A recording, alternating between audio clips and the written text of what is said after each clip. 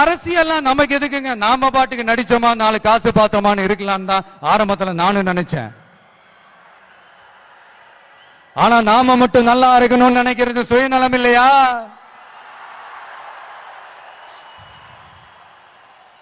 நம்மள வாழ வச்ச இந்த மக்களுக்காக நாம் எதுவும் செய்யாம இருக்கிறது நல்ல விசுவாசமா இருக்குமா?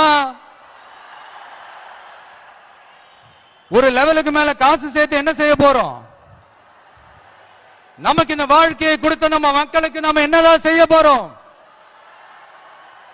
இப்படிலாம் ஏகப்பட்ட கேள்விகள் மனசுக்குள்ள வந்துகிட்டே இருந்தது. இப்படி எல்லா கேள்விகளுக்கும் ஒட்டுமொத்தமா ஒரு விடையை கண்டுபிடிக்க யோசிச்சப்பதான் அரசியல் அப்படின்னு ஒரு விடை கிடைச்சது.